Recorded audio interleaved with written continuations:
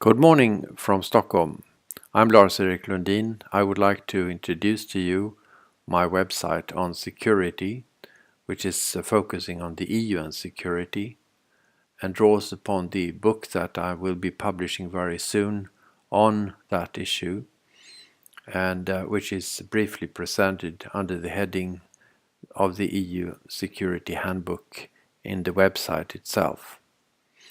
The idea is to link the website to the book to give more examples of real-life developments, and also to have the possibility to go back to the book when you want to have more background and more understanding of the discussion over a longer period of time on the various issues involved.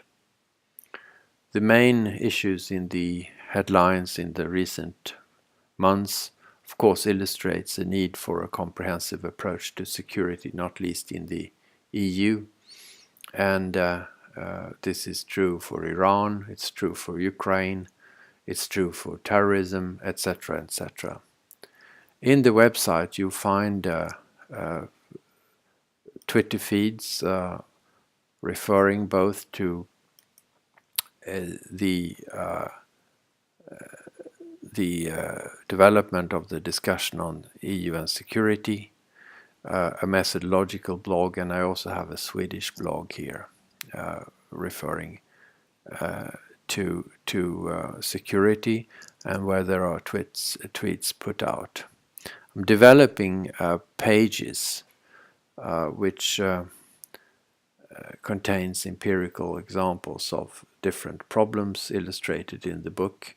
If we look at, for instance, CSDP and defense, which is a key vector for this discussion, of course, you have as a headline here the defense data put out by the European Defense Agency recently, the discussion about the European Army as proposed by the President of the European Commission, the tweet discussion on this, which is in real time, as you see here. To get an overview of the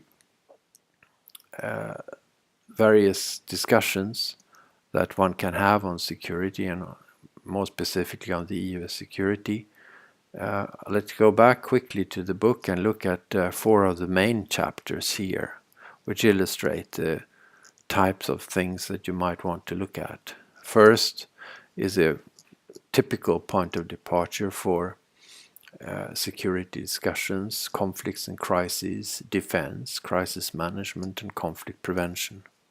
But then the second vector, which is increasingly prominent, is of course the discussion about positive and negative flows, how to protect energy flows, trade, the movement of people, how to protect the internet, etc.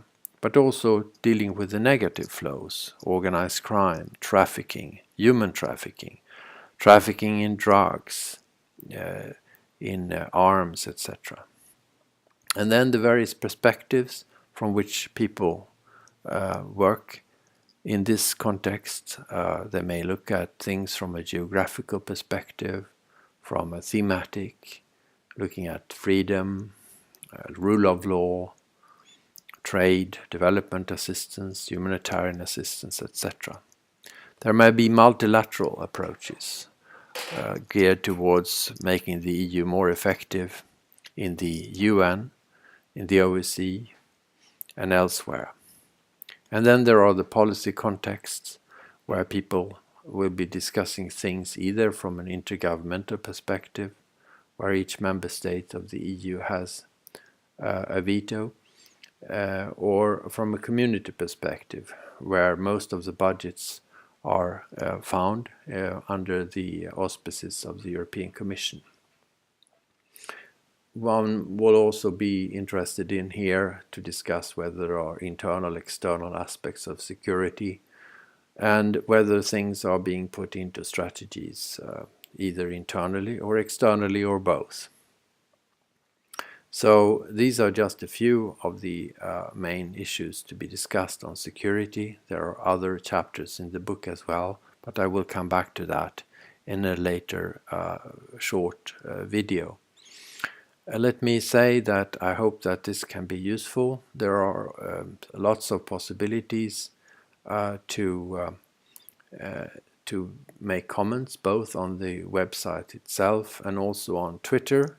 If you are linked to me on Twitter, you will find me under Londil. I'm now happy to say that there is about 34,000 followers on my on Twitter, and there I also have a couple of thousand on LinkedIn and so forth. So there are many ways to get in touch, and as you see, I get a lot of notifications in Twitter, which makes me very happy and is encouragement each day. Thank you very much, and hope to stay in touch.